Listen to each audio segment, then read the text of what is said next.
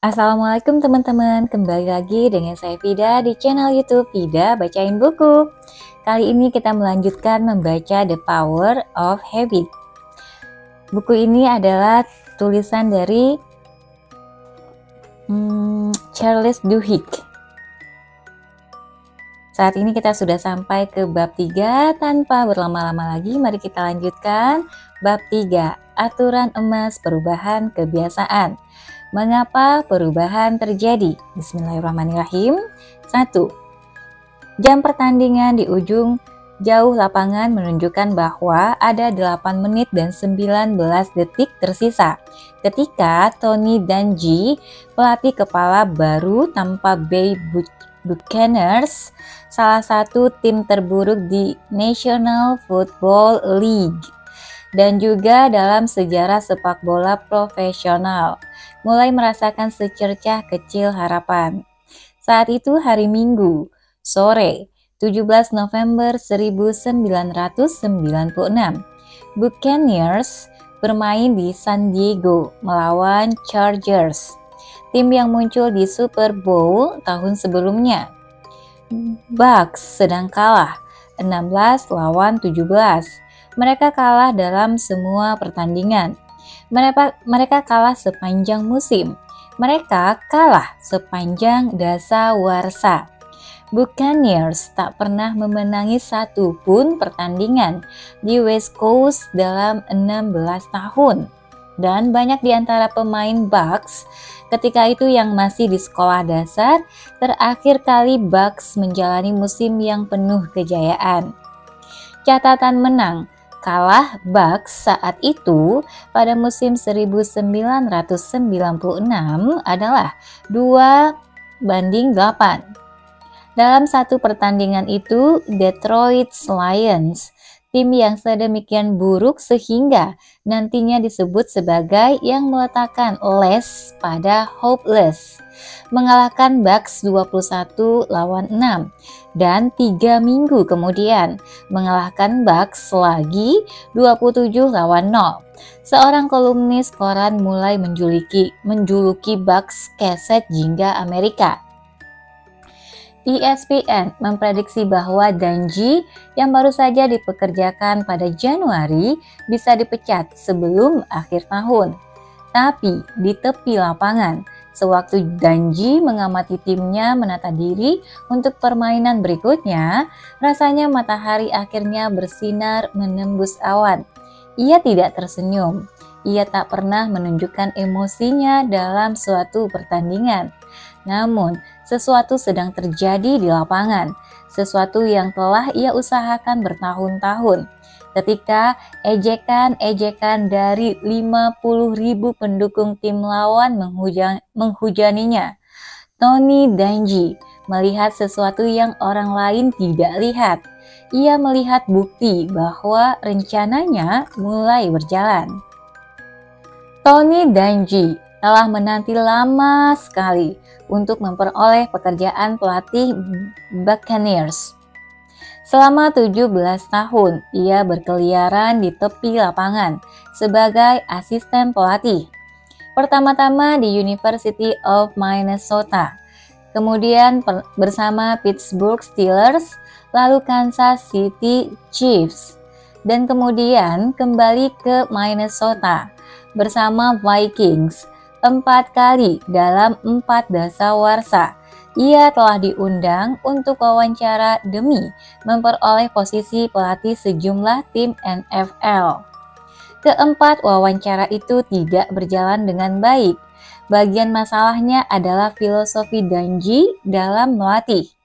Dalam wawancara pekerjaannya, ia akan dengan sabar menjelaskan kepercayaannya bahwa kunci kemenangan adalah mengubah kebiasaan pemain. Ia berkata, ingin pemain berhenti membuat terlalu banyak keputusan dalam pertandingan. Ia ingin mereka bereaksi secara otomatis sebagai suatu kebiasaan. Bila ia bisa menanamkan kebiasaan yang benar, timnya akan menang. Titik. Juara tidak melakukan hal-hal yang luar biasa. Demikian Dungy menjelaskan. Mereka melakukan hal-hal biasa hanya saja tanpa berpikir sedemikian cepat sehingga tim lawan tidak sempat bereaksi. Mereka mengikuti kebiasaan-kebiasaan yang mereka telah pelajari. Para pemilik klub pun bertanya, bagaimana caranya Anda akan menciptakan kebiasaan-kebiasaan baru itu? Oh, bukan. Dia bukan akan menciptakan kebiasaan-kebiasaan baru. Danji menjawab, para pemain telah menghabiskan hidup mereka membangun kebiasaan-kebiasaan yang menyebabkan mereka masuk NFL. Tidak ada atlet yang akan meninggalkan pola-pola itu semata karena seorang pelatih baru menyuruhnya.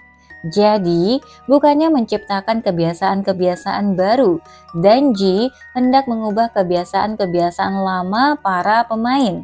Dan rahasia mengubah kebiasaan lama adalah menggunakan apa yang telah ada di dalam kepala pemain. Kebiasaan adalah lingkar bertahap 3, tanda, rutinitas, dan ganjaran. Namun, Danji hanya ingin menggarap langkah di tengah, rutinitas. Ia tahu dari pengalaman bahwa lebih mudah meyakinkan seseorang untuk mengadopsi perilaku baru bila ada yang ia akrabi di bagian awal dan akhir. Strategi melatihnya merupakan perwujudan satu aksioma, aturan emas, golden rule, perubahan kebiasaan yang telah ditunjukkan berbagai penelitian sebagai salah satu alat paling berdaya untuk menciptakan perubahan. Danji menyadari bahwa kita tidak pernah bisa benar-benar melenyapkan kebiasaan buruk. Justru untuk mengubah kebiasaan, kita harus mempertahankan tanda yang lama dan memberikan ganjaran yang sama, namun menyisipkan rutinitas yang baru. Oke, kalau sampai di sini, ini kayaknya mirip dengan buku James Clear di buku Atomic Habits. Jadi dia itu menyelipkan kebiasaan baru yang akan dibuat ke kebiasaan lama yang sudah ada. Nanti bisa cek langsung audiobooknya, nanti ada linknya di bawah ya teman-teman. Oke, lanjut. Itulah aturannya. Bila Anda menggunakan tanda yang sama dan menyediakan ganjaran yang sama, Anda bisa mengganti rutinitas dan mengubah kebiasaan. Nyaris semua perilaku bisa diubah bila tanda dan ganjarannya tetap sama. Aturan emas telah mempengaruhi penanganan terhadap kecanduan alkohol, obesitas, gangguan obsesif kompulsif, dan ratusan perilaku merusak lainnya. Dan memahami aturan emas bisa membantu siapapun mengubah kebiasaan mereka sendiri. Upaya berhenti mengemil misalnya, seringkali gagal kecuali ada rutinitas baru untuk memuaskan tanda lama dan mendorong memperoleh ganjaran. Perokok biasanya tidak bisa berhenti kecuali ia menemukan aktivitas baru untuk menggantikan rokok ketika ia terpicu untuk mengidam nikotin. 4 kali Danji menjelaskan filosofi berdasar kebiasaan itu kepada para pemilik tim. 4 kali mereka mendengarkannya dengan sopan, berterima kasih kepadanya karena telah menyediakan waktu lantas mempekerjakan orang lain. Kemudian pada 1996, Buccaneers yang babak belur memanggilnya. Danji terbang ke Tampa Bay dan sekali lagi membeberkan rencananya mengenai bagaimana mereka bisa menang. Sehari setelah wawancara terakhir, mereka menawarinya pekerjaan itu. Nanti di halaman 63 ada gambar aturan emas perubahan kebiasaan. Kita tidak bisa melenyapkan kebiasaan buruk, melainkan hanya bisa mengubahnya. Oke, nanti bisa cek langsung gambarnya ya, karena ini agak sedikit rumit. Di bawahnya ada penjelasan bagaimana cara kerjanya. Gunakan tanda yang sama. Sediakan ganjaran yang sama, ubah rutinitasnya. Oke, kita lanjutkan. Sistem Danji telah mengubah Bucks menjadi salah satu tim paling banyak menang di liga. Ia akan menjadi satu-satunya pelatih dalam sejarah NFL yang mencapai babak playoff selama 10 tahun berturut-turut. Wow, 10 tahun ya, keren. Kemudian pelatih Afrika Amerika pertama yang memenangkan Super Bowl dan salah satu figur paling dihormati dalam olahraga profesional. Teknik-teknik melatihnya akan menyebar ke seluruh liga dan segala jenis cabang olahraga. Pendekatannya memberikan pencerahan mengenai bagaimana mereka ulang kebiasaan dalam kehidupan siapapun. Tapi semua itu masih nanti. Hari itu di San Diego, Danji hanya ingin menang. Dari tepi lapangan, Danji mendongak memandang jam. Sisa 8:19.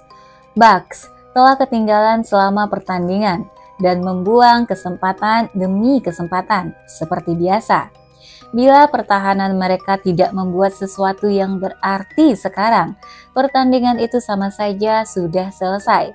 San Diego memegang bola di garis 20 yard mereka dan quarterback Chargers Stan Humphries bersiap-siap memimpin serangan yang ia harap akan menyudahi permainan itu.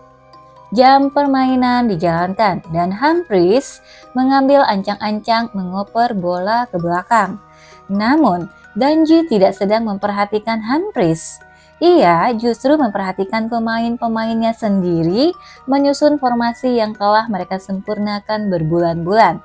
Secara tradisional, football adalah permainan tipuan dan tipuan balik, trik dan penyesatan arah. Pelatih dengan buku strategi tertebal dan skema paling rumit biasanya menang, tapi Danji mengambil pendekatan berlawanan. Ia tidak tertarik pada kerumitan atau kebingungan. Sewaktu para pemain bertahan berjajar, jelaslah bagi semua orang strategi mana yang akan mereka gunakan.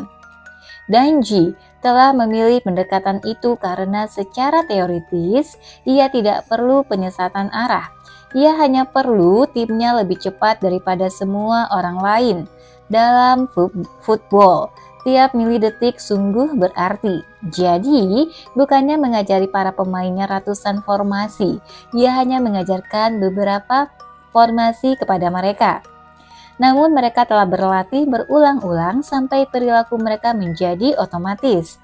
Ketika strategi Danji bekerja, para pemainnya bisa bergerak dengan kecepatan yang mustahil diatasi. Namun, hanya bila strategi itu bekerja, bila para pemainnya berpikir terlalu banyak atau ragu-ragu atau meragukan naluri mereka, sistem itu gugur. Dan sejauh ini, para pemain Danji kacau balau. Tapi kali itu, sewaktu para pemain Bucks berjajar di garis 20 yard, ada yang berbeda. Ambil contoh Regan Upshaw, pemain bertahan ujung Buccaneers, yang telah mengambil posisi 3 points di garis scrimmage. Bukannya melihat, menyusuri garis dan mencoba mengumpulkan sebanyak mungkin informasi. Upshaw malah mencari-cari tanda-tanda yang Danji ajarkan kepadanya untuk dijadikan fokus. Pertama-tama, ia melirik kaki sebelah luar lineman lawan, jari-jari kakinya menghadap ke belakang. Berarti ia siap-siap melangkah mundur dan memblok sewaktu si quarterback lewat. Berikutnya, Upshaw mengamati bahu si lineman, diputar sedikit ke arah dalam, dan jarak di antara dia dan pemain berikutnya sepersekian persen lebih dekat daripada yang diharapkan. Upshaw telah berlatih bagaimana bereaksi terhadap masing-masing tanda ini berkali-kali sehingga pada titik itu ia tidak harus memikirkan apa yang harus dilakukan. Ia hanya mengikuti kebiasaan-kebiasaannya. Quarterback San Diego mendekati garis scrimmage dan melirik ke kanan. kemudian ke kiri, menyerukan hitungan dan menyambar bola. Ia mundur 5 langkah dan berdiri tegak, memutar kepala mencari pemain yang siap menerima. 3 detik telah berlalu sejak ronde itu dimulai. Semua mata di stadion dan kamera-kamera televisi menatapnya lekat. Oleh karena itulah, kebanyakan pengamat itu tidak melihat apa yang terjadi di antara para pemain Buccaneers begitu Humphries mengoper bola ke belakang. Upshaw beraksi cepat. Dalam detik pertama ronde itu ia melesat ke kanan, menyeberangi garis scrimmage sedemikian cepat sehingga lineman tim penyerang tidak bisa membloknya. Dalam detik berikutnya, Upshaw berlari lagi 4 langkah ke arah wilayah lawan. Langkah-langkahnya terlihat kabur saking cepatnya. Dan pada detik berikutnya, Upshaw bergerak dengan 3 langkah lebar mendekat ke sang quarterback. Jalurnya mustahil diperkirakan lineman pihak penyerang. Ketika babak itu bergerak memasuki detik keempat, Humphries, si quarterback San Diego, mendadak tak terlindung. Ia ragu-ragu melihat Upshaw dari sudut mata, dan saat itulah Humphries membuat kesalahan. Ia mulai berpikir. Humphries melihat seorang teman setimnya, tight end baru bernama Brian Roche, 20 yard ke arah wilayah lawan. Ada seorang penerima San Diego lain yang jauh lebih dekat, melambai-lambaikan tangan, meminta bola. Operan pendek adalah pilihan yang aman, tapi Humphries di bawah tekanan justru melakukan analisis kilat, menekuk lengannya dan melempar ke Roche. Keputusan tergesa-gesa itulah yang memang diharap-harapkan Danji.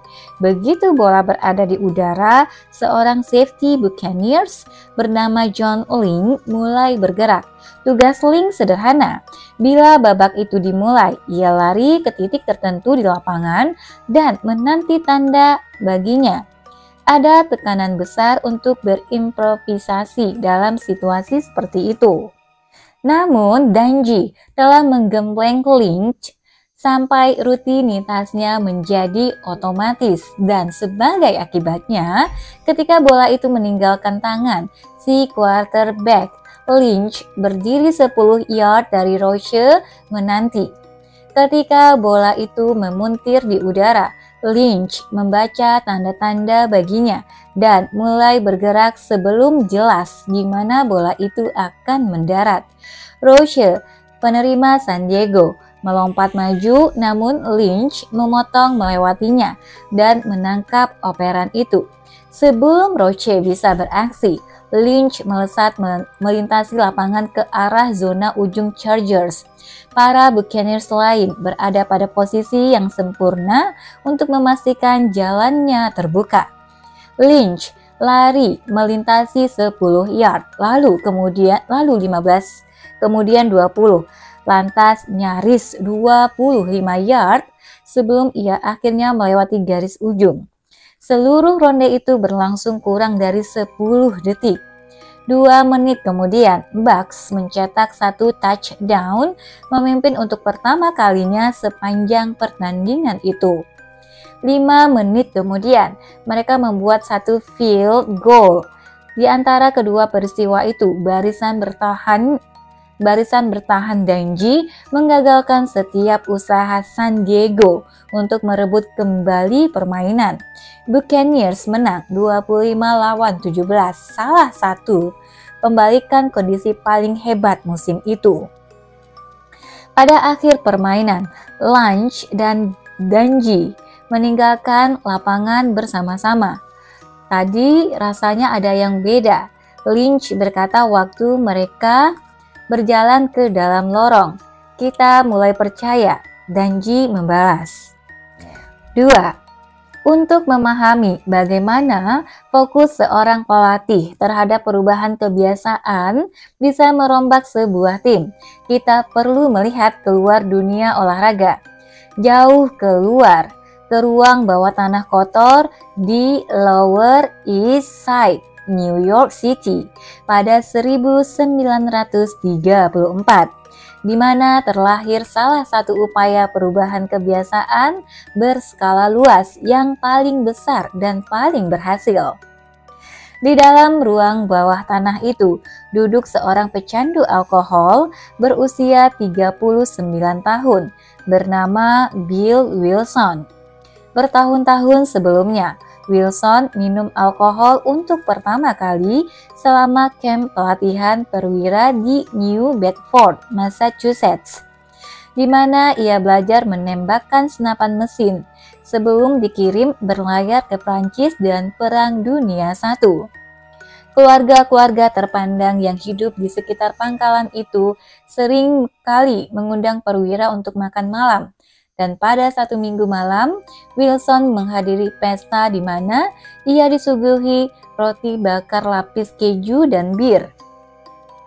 Ia baru berusia 22 tahun dan tak pernah mencicipi alkohol sebelumnya. Demi kesopanan, tampaknya ia harus meminum isi gelas yang disajikan kepadanya. Beberapa minggu kemudian, Wilson diundang ke acara mewah lainnya. Para laki-laki mengenakan tuxedo, para perempuan tampil menggoda. Seorang kepala pelayan menghampirinya dan meletakkan gelas koktail Bronx campuran gin, Vermont kering dan manis, serta jus jeruk ke tangan Wilson. Ia menyisip sedikit dan merasa ia telah menemukan ramuan ajaib kehidupan. Begitu kelak ia menggambarkan. Pada pertengahan 1930-an, Wilson telah kembali dari Eropa. Pernikahannya berantakan dan keuntungannya dari penjualan saham telah ludes.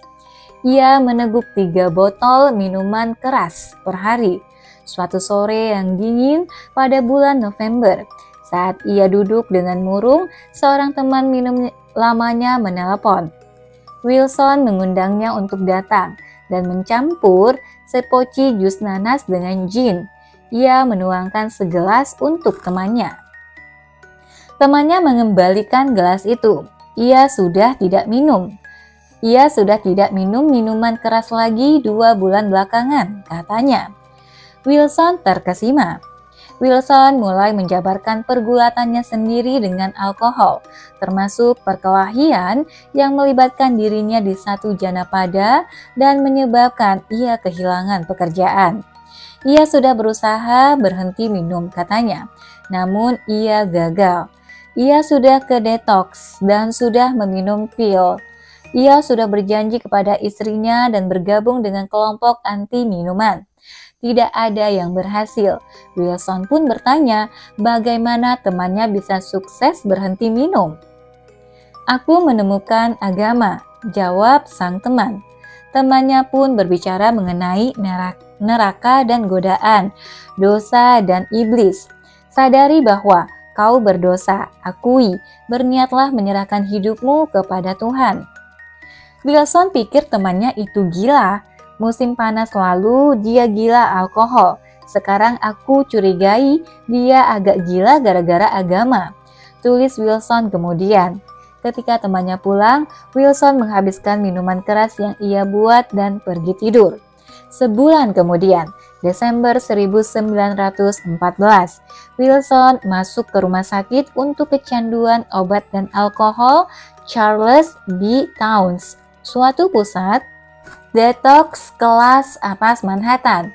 Seorang dokter mulai memberinya ramuan obat halusinogenik yang disebut belladonna, yang waktu itu populer untuk mengobati kecanduan alkohol. Wilson melayang dalam keadaan antara sadar dan tidak di tempat tidur dalam kamar sempit. Kemudian, dalam satu episode yang telah dijabarkan jutaan kali dalam pertemuan-pertemuan di kantin, aula pertemuan, dan ruang bawah tanah gereja, Wilson mulai menggeliat kesakitan. Selama berhari-hari, ia berhalusinasi. Nyeri, sakau, membuatnya merasa seolah ada serangga merayap-rayap di kulitnya. Ia begitu mual sehingga nyaris tidak bisa bergerak. Namun nyerinya terlalu hebat sehingga ia tidak bisa diam saja. Bila Tuhan itu ada, tunjukkanlah dirinya. Wilson menjerit dalam ruangan yang kosong. Aku siap melakukan apa saja, apa saja. Pada saat itu, tulisnya kelak. Cahaya putih memenuhi ruangannya. Nyeri yang ia rasakan lenyap, dan ia merasa seolah-olah ada di puncak gunung. Dan berembus angin yang bukan tiupan udara, melainkan roh. Dan kemudian pikiran saya menjadi terang bahwa saya telah menjadi orang yang bebas. Perlahan-lahan perasaan sukaria itu menghilang. Saya terbaring di tempat tidur. Namun untuk sesaat saya berada di dunia lain, dunia kesadaran yang baru. Bill Wilson tak pernah minum alkohol lagi sesudahnya selama 36 tahun berikutnya, sampai ia meninggal karena emfisema pada 1971. Ia membaktikan diri mendirikan, membangun, dan menyebarkan Alcoholics Anonymous sampai AA menjadi organisasi pengubah kebiasaan terbesar, paling terkenal, dan paling berhasil di dunia. Kira-kira 2,1 juta orang meminta pertolongan pada AA setiap tahun, dan sampai 10 juta pecandu alkohol berhasil berhenti minum berkat kelompok tersebut. AA tidak selalu berhasil. Tingkat keberhasilan sulit diukur karena peserta tidak memberikan nama. Namun jutaan orang menyatakan nyawa mereka terselamatkan berkat program tersebut. Kredo pendirian AA, 12 langkah yang terkenal, telah menjadi magnet budaya yang dimasukkan ke dalam program-program penanganan makan berlebih, judi, utang, seks, obat terlarang, menimbun barang, melukai diri, merokok, kecanduan permainan video, ketergantungan emosional, dan lusinan perilaku merusak lainnya. Dalam banyak segi, teknik-teknik AA menawarkan salah satu formula perubahan paling berdaya. Semua itu bisa dikatakan tak terduga, sebab AA nyaris tak punya dasar dalam sains ataupun sebagian besar metode terapi yang diterima. Kecanduan alkohol tentu saja bukan sekadar satu kebiasaan. Kecanduan alkohol adalah kecanduan fisik dengan akar psikologis dan barangkali genetis. Tapi yang menarik mengenai AA adalah programnya tidak secara langsung menyerang beraneka ragam masalah kejiwaan ataupun biokimiawi yang menurut para peneliti seringkali merupakan alasan utama pecandu alkohol minum-minum. Malahan, metode-metode AA seolah mengabaikan temuan ilmiah maupun kedokteran, juga berbagai macam intervensi yang menurut banyak psikiater sangat dibutuhkan pecandu alkohol. 1. Kutipan 1. Catatan kaki 1. Batas kebiasaan dan kecanduan seringkali sulit ditetapkan. Misalnya, American Society of Addiction Medicine mendefinisikan kecanduan sebagai penyakit primer dan kronis ganjaran, motivasi, ingatan, dan sirkuit terkait di otak. Kecanduan dicirikan oleh gangguan kendali perilaku, mengidam, ketidakmampuan tidak mengonsumsi hal yang dicandu secara konsisten, dan hubungan yang berantakan. Berdasarkan definisi itu, menurut sejumlah peneliti, sulit menentukan mengapa menghabiskan $50 seminggu untuk membeli kokain adalah tindakan buruk. Namun, $50 seminggu untuk kopi tidak apa-apa. Orang yang mengidam latte setiap sore mungkin secara klinis tampak kecanduan bagi seorang pengamat yang berpikir bahwa $5 untuk kopi menunjukkan gangguan kendali perilaku. Apakah orang yang lebih memilih jogging daripada sarapan bersama anak-anaknya itu kecanduan olahraga? Secara umum, kata banyak peneliti, meskipun kecanduan itu rumit dan belum dipahami dengan baik, banyak perilaku yang kita kaitkan Dengannya seringkali didorong oleh kebiasaan. Sejumlah zat, misalnya obat-obatan, rokok, atau alkohol, dapat menciptakan ketergantungan fisik. Namun, mengidam fisik ini seringkali hilang dengan cepat setelah kita tak lagi menggunakan zat-zat itu. Kecanduan fisik terhadap nikotin misalnya bertahan hanya selama zat kimiawi itu ada di dalam aliran darah perokok, sekitar 100 jam setelah rokok terakhir. Banyak dorongan merongrong yang kita pikir sebagai sebentuk sakau nikotin sebenarnya hanyalah kebiasaan perilaku yang memunculkan diri. Kita mengidam sebatang rokok saat sarapan sebulan kemudian bukan karena kita secara fisik membutuhkannya, namun karena kita ingat dengan sendu kenikmatan yang diberikan setiap pagi. Menyerang perilaku yang kita anggap kecanduan dengan memodifikasi kebiasaan yang mengelilinginya telah ditunjukkan peneliti-peneliti klinis sebagai salah satu metode penanganan paling efektif. Walaupun perlu disebutkan bahwa sejumlah zat kimia, misalnya opiat, dapat menyebabkan kecanduan fisik yang lama. Dan sejumlah penelitian mengindikasikan bahwa sekelompok kecil orang tampaknya memiliki kecenderungan genetis untuk mencari zat-zat kimiawi yang adiktif terlepas dari intervensi perilaku.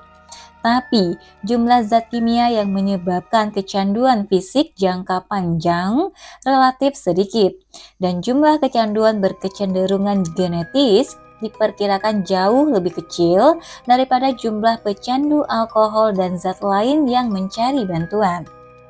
Lanjut ke bukunya. Apa yang AA sediakan justru metode untuk menyerang kebiasaan-kebiasaan seputar penggunaan alkohol. AA pada dasarnya adalah mesin raksasa untuk mengubah lingkar kebiasaan. Dan walaupun kebiasaan-kebiasaan yang dikaitkan dengan alkohol sungguh ekstrim, pelajaran-pelajaran yang AA sediakan menunjukkan bagaimana nyaris setiap kebiasaan yang bercokol paling kuat sekalipun bisa diubah. Bill Wilson tidak membaca jurnal akademik ataupun berkonsultasi dengan banyak dokter sebelum mendirikan AA. Beberapa tahun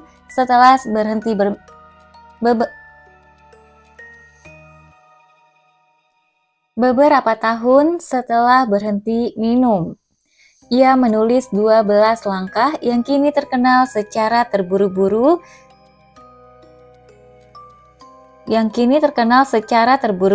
suatu malam sewaktu sedang duduk di tempat tidur. Ia memilih angka 12 karena ada 12 murid Yesus. Dan sejumlah aspek program itu bukan hanya tidak ilmiah, melainkan sangat aneh. Ini kita baca sesuai bukunya aja ya. Ambil contoh misalnya, tuntutan AA agar pecandu alkohol menghadiri 90 pertemuan dalam 90 hari. Jangka waktu yang tampaknya dipilih secara acak, atau fokus program yang sangat menekankan spiritualitas, seperti yang dinyatakan dalam langkah ketiga, yang mengatakan bahwa pecandu alkohol hanya bisa berhenti minum dengan membuat keputusan untuk menyerahkan kehendak dan kehidupan kita ke tangan Tuhan yang kita sembah. 7 dari 12 langkah itu menyebutkan Tuhan atau spiritualitas yang tampaknya aneh bagi sebuah program yang didirikan oleh seorang mantan agnostik yang sepanjang hidupnya terang-terangan tidak bersahabat terhadap agama terorganisasi. Pertemuan-pertemuan AA tidak memiliki jadwal atau kurikulum yang ditetapkan. Pertemuan biasanya dimulai dengan salah seorang anggota menuturkan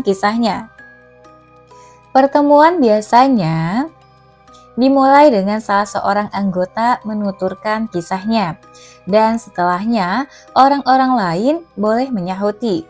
Tidak ada profesional yang memandu percakapan, dan hanya ada sedikit aturan mengenai bagaimana pertemuan seharusnya berjalan. Dalam 5 dasawarsa terakhir, Sewaktu nyaris setiap aspek psikiatri dan penelitian terhadap kecanduan direvolusi oleh teman-teman dalam ilmu perilaku farmakologi, dan pemahaman kita mengenai otak, AA tetap begitu-begitu saja. Oleh karena kurang ketatnya program AA, kaum akademik dan peneliti seringkali mengkritiknya. Penekanan AA terhadap spiritualitas membuat sebagian orang menuduhnya mirip kultus daripada pengobatan. Tapi dalam 15 tahun terakhir telah dimulai suatu reevaluasi. Para peneliti kini mengatakan metode-metode program tersebut menawarkan berbagai pelajaran berharga. Anggota staf peneliti Harvard, Yale, University of Chicago, University of New Mexico, dan lusinan pusat penelitian lain telah menemukan semacam sains dalam AA yang mirip dengan yang digunakan Tony Dungy di lapangan football. Temuan-temuan mereka menyokong aturan emas, perubahan kebiasaan. AA berhasil karena membantu para pecandu alkohol menggunakan petunjuk yang sama dan memperoleh ganjaran yang sama, namun mengubah rutinitas. Para peneliti mengatakan bahwa AA berhasil karena program itu memaksa orang mengidentifikasi berbagai tanda dan ganjaran yang mendorong kebiasaan alkoholik mereka, dan kemudian membantu mereka mencari perilaku-perilaku baru. Ketika Claude Hopkins menjajakan Pepsodent, ia menemukan cara untuk menciptakan kebiasaan baru dengan memicu perasaan mengidam baru. Namun untuk mengubah kebiasaan lama, kita harus mengatasi perasaan mengidam lama. Kita harus menjaga tanda dan ganjaran yang sama dengan sebelumnya, dan memuaskan perasaan mengidam itu dengan menyisipkan rutinitas baru. Ambil contoh langkah keempat, menginventarisasi diri yang bersemangat mencari dan tak kenal takut. Dan 5. Mengakui kepada Tuhan, kepada diri, dan kepada manusia lain kesalahan kita setepat-tepatnya. Memang tidak kelihatan jelas dalam yang tertulis. Namun, untuk menyelesaikan langkah-langkah itu, kita harus menciptakan daftar segala pemicu dorongan alkoholik masing-masing, kata J. Scott Tonigan, seorang peneliti di University of New Mexico yang telah mempelajari AA selama 1 dasawarsa lebih. Ketika kita menginventarisasi diri, kita mencari tahu tentang segala hal yang membuat kita minum alkohol dan mengakui kepada orang lain segala hal buruk yang telah kita lakukan adalah cara yang cukup baik untuk mencari tahu saat-saat segala sesuatu lepas dari kendali kita. Kemudian AA meminta para pecandu alkohol untuk mencari ganjaran-ganjaran yang mereka dapatkan dari alkohol. Mengidam macam apa? Program itu bertanya, yang mendorong lingkar kebiasaan Anda. Seringkali mabuk sendiri tidak ada dalam daftar. Pecandu alkohol mengidam minuman karena menawarkan pelarian, relaksasi, pertemanan, penghilangan kecemasan, dan kesempatan untuk melepaskan emosi. Mereka mungkin mengidam koktail untuk melupakan kekhawatiran, namun mereka tidak selalu mengidam merasa mabuk. Efek-efek fisik alkohol seringkali merupakan salah satu bagian minum-minum yang paling tidak diincar pecandu. Ada unsur hedonistik dalam alkohol, kata Ulf Mueller, seorang ahli saraf Jerman yang mempelajari aktivitas otak di antara para pecandu alkohol. Namun, orang juga mengonsumsi alkohol karena ingin melupakan sesuatu atau memuaskan rasa mengidam yang lain. Dan mengidam rasa lega ini terjadi di bagian-bagian otak yang sepenuhnya berbeda dari mengidam kenikmatan fisik. Guna menawari para pecandu alkohol ganjaran-ganjaran yang sama dengan yang mereka peroleh di bar, AA membangun sistem pertemuan dan pertemuan sponsor yang bekerja sama dengan setiap anggota yang berusaha keras menawarkan pelarian, pengalihan perhatian, dan katarsis sebanyak mungkin sebagai pengisi malam Sabtu.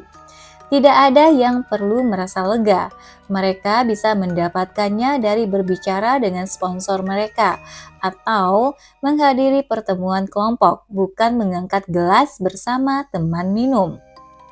AA memaksa Anda menciptakan rutinitas-rutinitas baru untuk dilakukan setiap malam alih-alih minum-minum. Tony Gunn berkata, kita bisa bersantai dan mengobrolkan kecemasan kita dalam pertemuan-pertemuan AA. Pemicu dan ganjarannya tetap sama, hanya perilakunya yang berubah. Nanti ada gambar lagi di halaman 72, pertahankan tandanya, sediakan ganjaran yang sama, sisipkan rutinitas baru. Lanjut. Satu demonstrasi yang sangat dramatis mengenai bagaimana tanda dan ganjaran para pecandu alkohol bisa dipindahkan ke rutinitas baru terjadi pada 2007 ketika Mueller, sang ahli saraf Jerman dan rekan-rekan kerjanya di Universitas Magdeburg menanam peralatan listrik kecil di dalam otak 5 pecandu alkohol yang telah berulang-ulang mencoba berhenti minum-minum. Masing-masing pecandu alkohol dalam penelitian itu telah menghabiskan setidaknya 6 bulan rehabilitasi tanpa kesuksesan. Salah satu di antaranya telah menjalani detox lebih daripada 60 kali. Pertanyaan yang ditanamkan di dalam kepala para laki-laki pecandu alkohol itu diletakkan di dalam ganglia basal, bagian otak yang sama dengan tempat para peneliti MIT menemukan lingkar kebiasaan dan memancarkan muatan listrik yang menyela ganjaran saraf yang memicu mengidam yang telah menjadi kebiasaan. Setelah para laki-laki itu sembuh dari operasi, mereka diekspos kepada tanda-tanda yang dahulu memicu dorongan alkoholik mereka, misalnya foto bir atau perjalanan ke bar. Normalnya mustahil bagi mereka untuk menolak minuman, namun peralatan di dalam otak mereka menimpa perasaan mengidam neurologis masing-masing. Tak setetes pun alkohol mereka sentuh. Salah satu di antara mereka memberitahu saya bahwa perasaan mengidam itu hilang begitu kami menyalakan listriknya. Mueller berkata, kemudian kami mematikannya dan perasaan mengidam itu seketika kembali. Tapi melenyapkan perasaan mengidam neurologis pecandu alkohol tidak cukup untuk menghentikan kebiasaan minum-minum mereka. 4 di antara mereka kambuh lagi setelah dioperasi, biasanya setelah peristiwa yang membuat mereka tertekan. Mereka meraih botol minuman karena begitulah cara mereka secara otomatis menangani rasa cemas. Tapi begitu mereka mempelajari rutinitas-rutinitas lain untuk mengatasi stres, mereka berhenti minum-minum untuk selamanya. Seorang pasien misalnya menghadiri pertemuan-pertemuan AA, yang lain ikut terapi. Dan begitu mereka memasukkan rutinitas-rutinitas baru untuk mengatasi stres dan kecemasan itu ke dalam hidup mereka, keberhasilan yang terwujud sangatlah dramatis. Laki-laki yang telah ikut detox selama 60 kali tak pernah lagi minum-minum. 2 pasien lain berkenalan dengan alkohol saat berusia 12, sudah jadi pecandu saat berusia 16, menenggak minuman keras setiap hari, dan kini sudah 4 tahun tidak minum-minum. Perhatikan seberapa dekat hasil penelitian itu dengan aturan emas perubahan kebiasaan. Bahkan ketika otak pecandu alkohol diubah dengan operasi, itu tidak cukup.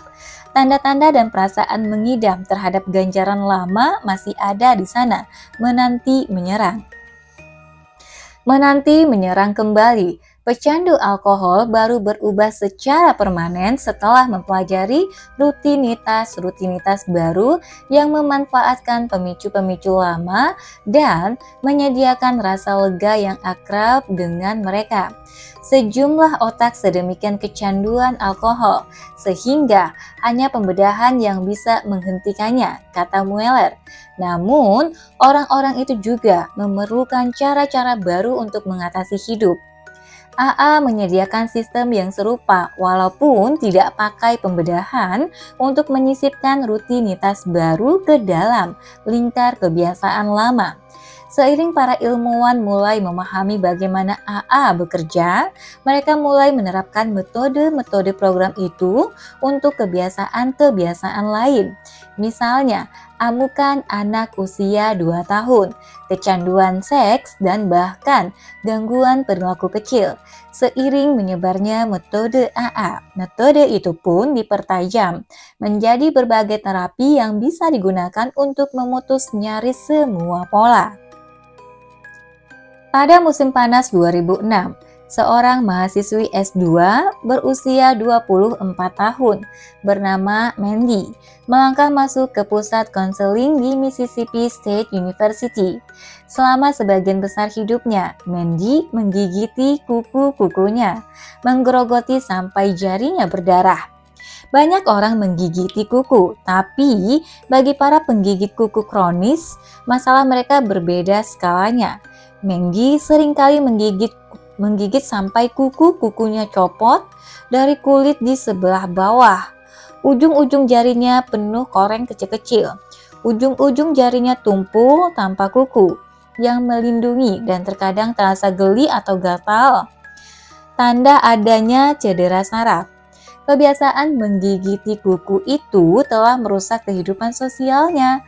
Ia sedemikian malu berada di antara teman-temannya, sehingga ia menyembunyikan tangan-tangannya di dalam saku dan saat kencan, sibuk mengepalkan tangannya. Ia telah mencoba menghentikan kebiasaan itu dengan mewarnai kukunya dengan cat yang tidak enak rasanya, atau berjanji kepada diri sendiri untuk mulai sekarang ia akan menggalang kekuatan tekad untuk berhenti. Namun, begitu ia mulai mengerjakan PR dan menonton televisi, jari-jarinya masuk lagi ke mulut.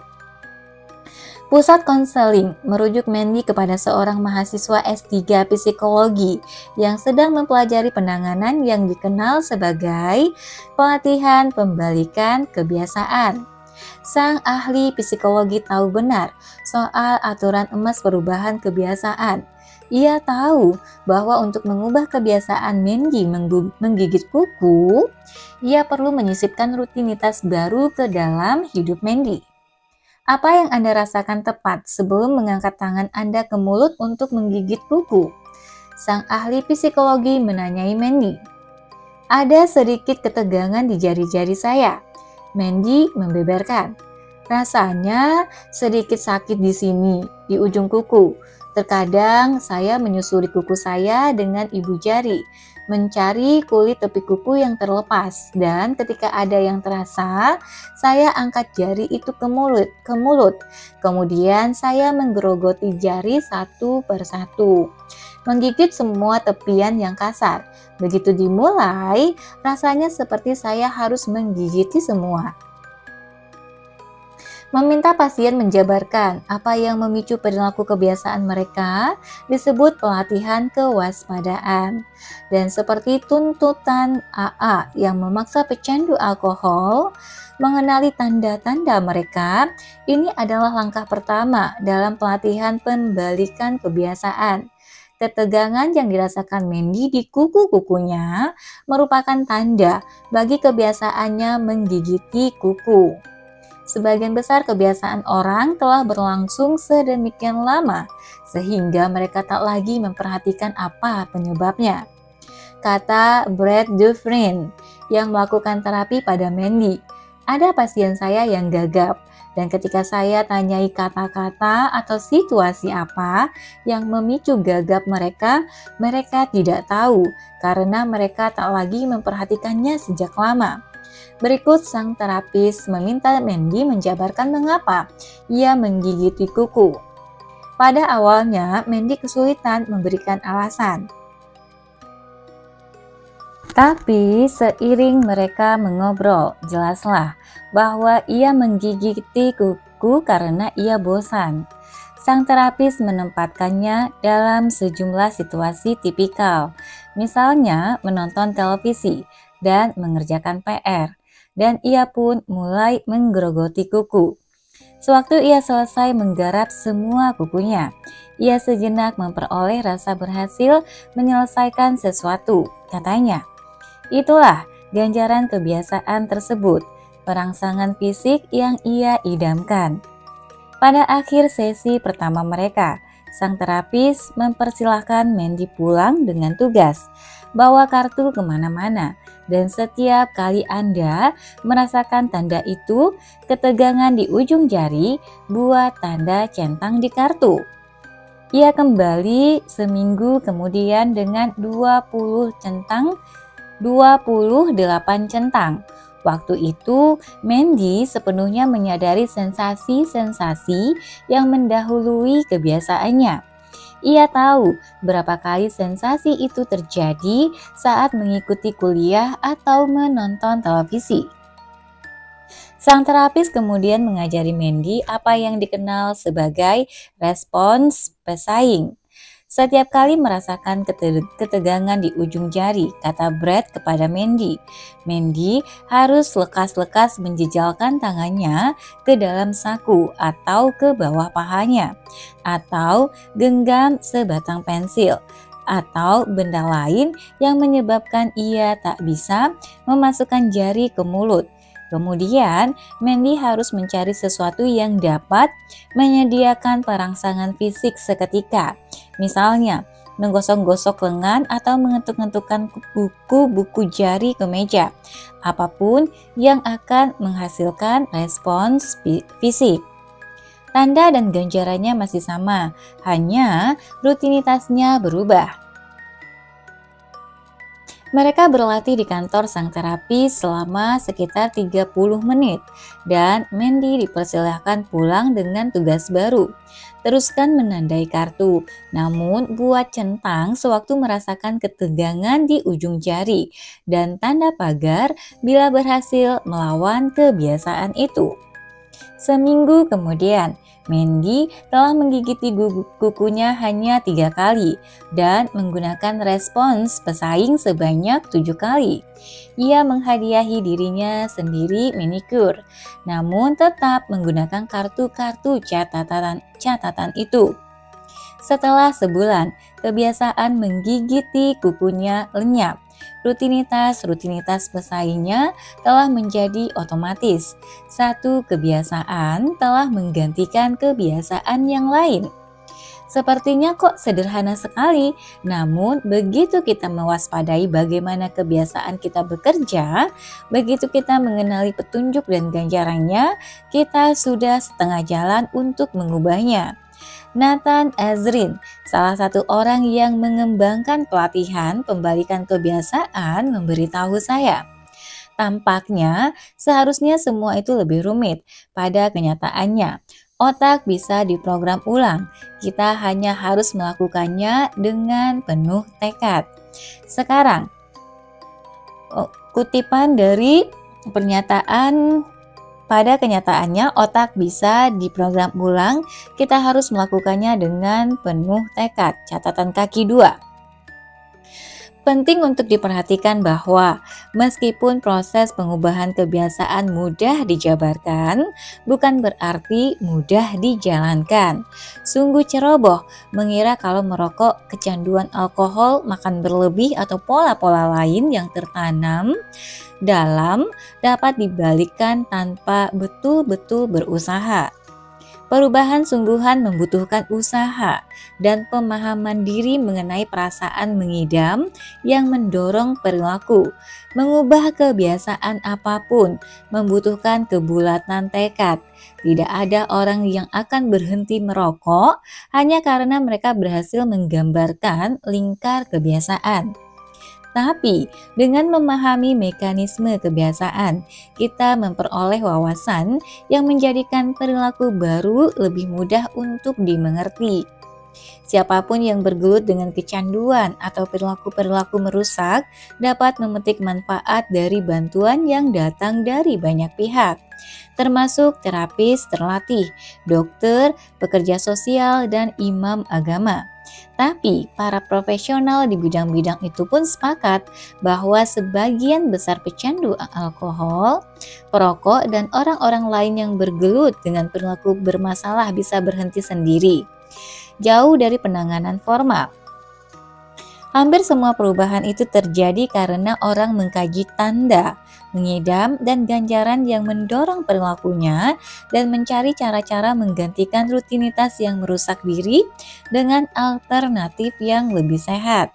Bahkan meskipun mereka tidak sepenuhnya menyadari apa yang mereka lakukan saat itu. Memahami tanda dan mengidam yang mendorong kebiasaan Anda tidak akan membuat mereka mendadak hilang, namun akan memberi Anda cara merencanakan bagaimana mengubah pola itu. Mari kita lanjutkan ke bukunya lagi. Sekarang, terapi pembalikan kebiasaan digunakan untuk menangani kejang verbal dan fisik, depresi, merokok, kegemaran berjudi, kecemasan, mengompol, menunda-nunda, gangguan obsesif kompulsif, dan berbagai masalah perilaku lain. Dan teknik-tekniknya mengungkapkan salah satu asas mendasar kebiasaan. Seringkali kita tidak betul-betul memahami rasa mengidam yang mendorong perilaku kita sampai kita mencari-carinya. Mandy tidak pernah menyadari bahwa mengidam perangsangan fisik adalah penyebab menggigiti kuku. Namun, begitu ia membedah kebiasaan itu, menjadi mudah baginya untuk mencari rutinitas baru yang menyediakan ganjaran yang sama. Taruhlah Anda ingin berhenti makan cemilan di tempat kerja. Apakah ganjaran yang Anda cari adalah memuaskan rasa lapar atau mematahkan kebosanan? Bila Anda makan cemilan agar melepaskan beban sejenak, Anda bisa dengan mudah mencari rutinitas lain, misalnya jalan-jalan sebentar atau main internet 3 menit yang memberikan interupsi yang sama tanpa memperbesar lingkar pinggang Anda. Bila Anda ingin berhenti merokok, tanyai diri sendiri, apakah Anda merokok karena doyan nikotin atau karena merokok memberi Anda perangsangan kuat, struktur hari, cara bersosialisasi? Apakah Anda merokok karena butuh perangsangan? Berbagai penelitian menunjukkan bahwa kafein pada sore hari dapat meningkatkan kemungkinan Anda berhenti merokok. 3 lusin lebih penelitian terhadap mantan perokok menemukan bahwa mengidentifikasi tanda dan ganjaran yang mereka kaitkan dengan rokok dan kemudian memilih rutinitas baru yang dapat memberikan bayaran serupa, sepotong permen karet bernikotin Nicorette, serangkaian push up cepat, atau sekadar meregangkan tubuh dan bersantai beberapa menit, memperbesar kemungkinan mereka berhenti merokok.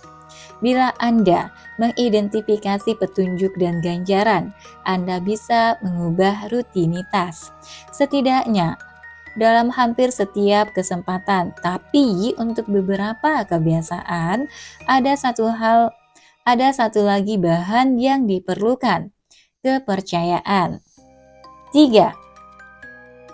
Inilah 6 alasan mengapa semua orang pikir kita tidak mungkin menang. Danji memberitahu para buccaneer-nya setelah menjadi pelatih kepala pada 1996. Saat itu beberapa bulan sebelum musim pertandingan dimulai dan semua orang sedang duduk di ruang ganti. Danji mulai menyebutkan satu persatu teori yang mereka semua pernah baca di koran atau dengar di radio. Manajemen tim kacau, Pelatih baru mereka belum teruji. Pemain-pemain mereka manja, kota mereka tidak peduli. Para pemain kunci cedera. Mereka tidak punya bakat yang dibutuhkan. Konon itulah alasan-alasannya, kata Danji. Sekarang ini faktanya, tidak ada yang akan bekerja lebih giat daripada kita. Strategi Danji, ia menjelaskan, adalah mengubah perilaku tim sampai kinerja mereka otomatis. Ia tidak percaya Buccaneers perlu buku strategi paling tebal. Ia tidak pikir mereka wajib menghafal ratusan formasi. Mereka hanya perlu mempelajari beberapa gerakan kunci dan melakukannya dengan benar setiap saat. Tapi, kesempurnaan sulit tercapai dalam football. Setiap babak dalam football, setiap babak pasti ada yang kacau, kata Herms Edwards, salah satu asisten pelatih Danji di Tampa Bay. Sebagian besar masalahnya bukan fisik, melainkan mental. Para pemain mulai kacau ketika mulai terlalu banyak berpikir atau ragu-ragu.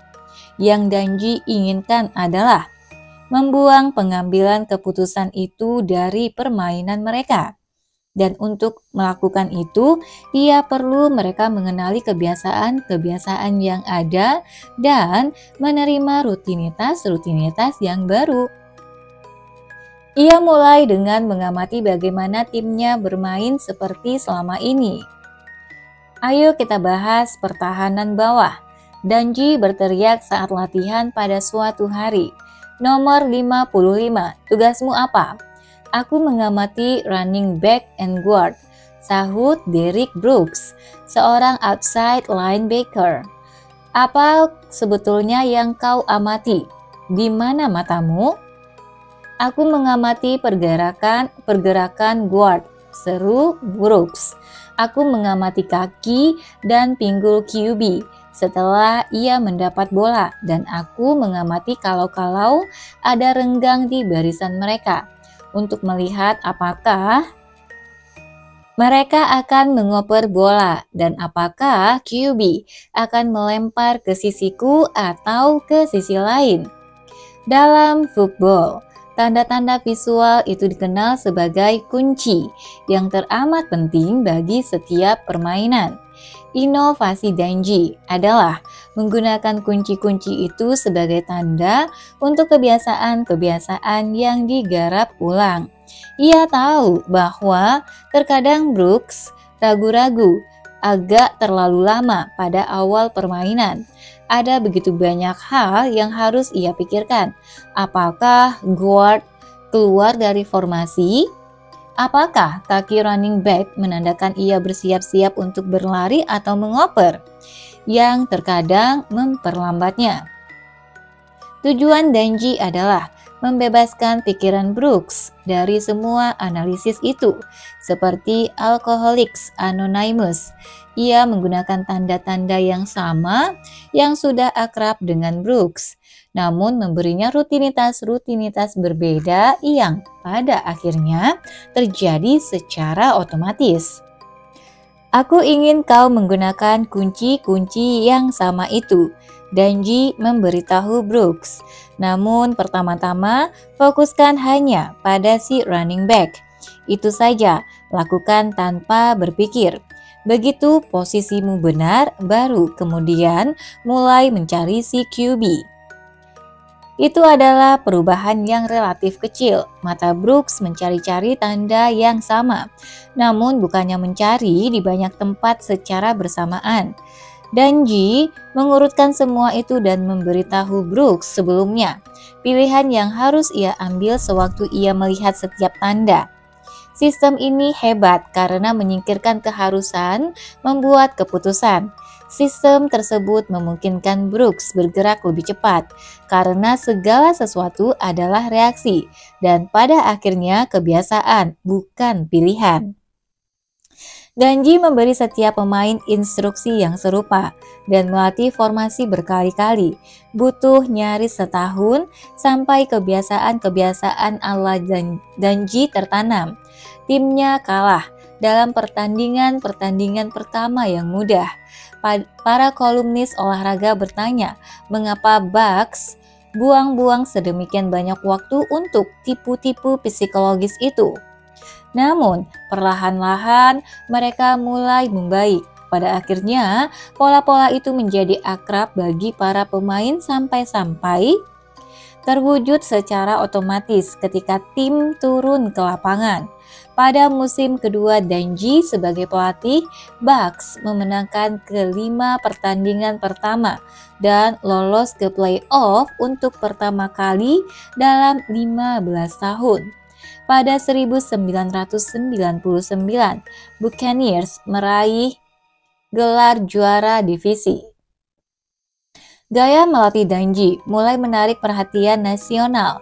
Media olahraga jatuh cinta pada cara bicaranya yang halus, kesalehannya, dan sikapnya yang menganggap penting menyeimbangkan kerja dan keluarga. Kisah-kisah di koran menggambarkan bagaimana ia membawa kedua putranya, Eric dan Jamie, ke stadion sehingga mereka bisa bermain bersama saat latihan. Eric dan Jamie mengerjakan PR di kantor Danji dan memunguti handuk di ruang ganti. Tampaknya akhirnya kesuksesan telah menghampiri. Tahun 2000, Bucks lagi-lagi lolos ke playoff juga pada tahun 2001. Penggemar kini memenuhi stadion setiap minggu. Para penyiar olahraga menyanjung-nyanjung tim itu sebagai calon pemenang Super Bowl. Semua itu sedang menjadi kenyataan. Namun, meskipun Bucks telah menjadi tim terkuat, masalah yang mengganggu muncul. Mereka kerap kali bermain ketat dan berdisiplin. Tapi pada saat-saat genting yang penuh ketegangan, segalanya bakal berantakan. Tahun 1999, setelah meraih 6 kemenangan berturut-turut pada akhir musim, Bucks tersandung di kejuaraan konferensi melawan St. Louis Rams.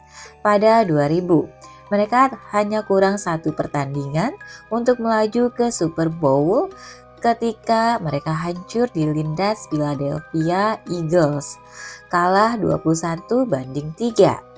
Tahun berikutnya, hal yang sama terjadi lagi dan Bucks kalah dari Eagle 31-9, sehingga musnahlah harapan mereka untuk maju. Kami latihan, semuanya baik-baik saja. Lalu ketika kami turun di pertandingan besar, semua latihan itu lenyap begitu saja. Danji bercerita kepada saya. Setelahnya, para pemain saya akan berkata, "Yah, tadi itu permainan kritis dan saya kembali ke apa yang saya tahu." Atau rasanya saya harus melakukan lebih. Maksud mereka adalah mereka hampir selalu percaya sistem kami. Namun, sewaktu taruhannya tinggi, kepercayaan itu runtuh. Pada akhir musim 2011, setelah Bucks gagal menuju Super Bowl untuk tahun kedua berturut-turut, manajer umum tim meminta Danji datang ke rumahnya. Ia memarkir mobilnya di dekat sebatang pohon ek raksasa, berjalan masuk dan 30 detik kemudian ia dipecat. Bucks tahun berikutnya memenangi Super Bowl menggunakan formasi dan pemain-pemain Danji dan dengan mengandalkan kebiasaan-kebiasaan yang telah ia bentuk. Danji menonton di televisi sewaktu pelatih yang menggantikannya mengangkat piala Lombardi. Namun ketika itu ia telah berada jauh. 4. Sekitar 60 orang soccer mom dan pengacara yang sedang beristirahat makan siang, laki-laki tua dengan tato yang memudar dan anak gaul bercelana sempit sedang duduk di dalam gereja dan mendengarkan seorang laki-laki berperut buncit dengan dasi sewarna mata birunya yang pucat. Ia tampak seperti seorang politikus sukses dengan karisma hangat, orang yang yakin akan terpilih kembali. "Nama saya John," ia berkata, "dan saya seorang pecandu alkohol." "Hai John," semua orang menyahut. Pertama kali saya memutuskan mencari bantuan adalah ketika putraku patah lengan. John berkata, ia berdiri di podium. Saya sedang selingkuh dengan seorang teman kerja. Dan ia bilang ke saya, ia ingin putus. Jadi saya pergi ke bar dan minum 2 gelas vodka. Lalu kembali ke meja saya. Dan waktu makan siang pergi ke Chili's bersama seorang teman. Dan kami masing-masing minum beberapa gelas bir. Lalu sekitar pukul 2, saya dan teman lain cabut dari sana dan menemukan tempat dengan promosi happy hour 2 bayar 1. Hari itu giliran saya menjemput anak-anak. Istri saya belum tahu saya selingkuh, jadi saya menyetir ke sekolah dan menjemput mereka. Lalu menyetir pulang di jalan yang sudah saya lalui ribuan kali dan saya menabrak rambu stop di ujung blok. Naik ke trotoar dan bam, langsung menyosor rambu itu. Sam, anak saya tidak pakai sabuk pengaman, jadi ia melayang ke kaca depan dan lengannya patah. Ada darah di dashboard. Tempat hidungnya terbentur dan kaca depan retak dan saya ketakutan sekali. Waktu itulah saya memutuskan saya butuh bantuan. Saya pergi ke klinik dan kemudian keluar dan semuanya cukup baik buat beberapa lama. Selama sekitar 13 bulan, semuanya terasa hebat. Saya kembali terkendali dan saya mendatangi pertemuan tiap beberapa hari sekali. Namun akhirnya saya mulai berpikir, saya bukan orang yang payah amat sampai-sampai perlu bergaul dengan pemabuk. Jadi saya tidak datang lagi. Kemudian ibu saya terserang kanker dan dia menelpon saya di kantor. Nyaris 2 tahun setelah saya berhenti minum-minum. Ibu sedang menyetir pulang dari dokter dan bilang, kata dokter dia bisa mengobatinya, tapi kanker ibu sudah cukup parah. Hal pertama yang saya lakukan setelah memutus telepon adalah mencari bar dan saya mabuk-mabukan selama 2 tahun berikutnya sampai istri saya pergi dari rumah dan saya harus menjemput anak-anak lagi. Saya benar-benar payah waktu itu. Seorang teman mengajari saya memakai kokain dan setiap sore saya akan mengisap sedikit di kantor saya. Dan 5 menit kemudian saya sudah mengisapnya lagi. Pokoknya waktu itu giliran saya menjemput anak-anak. Saya sedang dalam perjalanan ke sekolah mereka dan saya merasa baik-baik saja. Seperti di kondisi puncak. Dan saya menerobos lampu merah di perempatan dan truk besar menabrak mobil saya. Mobil saya sampai terguling, saya tidak kenapa-napa. Saya keluar dan mencoba mendorong mobil saya agar tegak lagi. Soalnya saya pikir kalau saya bisa pulang dan angkat kaki sebelum polisi sampai, saya akan baik-baik saja. Tentu saja saya gagal dan waktu polisi menangkap saya karena menyetir sambil mabuk, mereka tunjukkan ke saya sisi penumpang mobil saya remuk. Di situ Semi biasanya duduk. Kalau ia ada di sana, ia pasti sudah tewas. Jadi, saya mulai hadir di pertemuan lagi dan sponsor saya bilang merasa terkendali itu tidak ada artinya kalau tidak ada kekuatan yang lebih tinggi dalam kehidupan saya. Kalau saya tidak mengakui ketidakberdayaan saya, tidak akan ada yang berhasil. Saya pikir itu omong kosong. Saya ateis. Tapi saya tahu kalau tidak ada yang berubah, saya bakal bikin anak-anak saya mati. Jadi saya mulai mengupayakan itu, mengupayakan agar percaya pada sesuatu yang lebih besar daripada saya. Dan berhasil. Saya tidak tahu apa itu Tuhan atau sesuatu yang lain, tapi ada kekuatan di luar sana yang sudah membantu saya jauh dari minuman beralkohol selama 7 tahun dan saya terkagum-kagum karenanya. Saya tidak selalu bangun dalam kondisi puncak setiap hari. Maksud saya sudah 7 tahun tidak minum. Tapi kadang saya bangun pagi dan merasa akan menyerah terhadap godaan hari itu. Pada hari-hari semacam itu, saya mencari kekuatan yang lebih tinggi itu, dan saya menelpon sponsor saya, dan kami nyaris tak pernah berbicara mengenai minum-minum. Kami mengobrol soal kehidupan dan pernikahan dan pekerjaan saya, dan waktu saya siap untuk mandi, saya sudah waras lagi. Retakan-retakan pertama dalam teori yang mengatakan Alcoholics Anonymous berhasil hanya dengan memprogram ulang kebiasaan peserta mulai muncul tak beberapa lama sebelum satu dasawarsa lalu dan ditetapkan oleh kisah-kisah dari pecandu alkohol seperti John.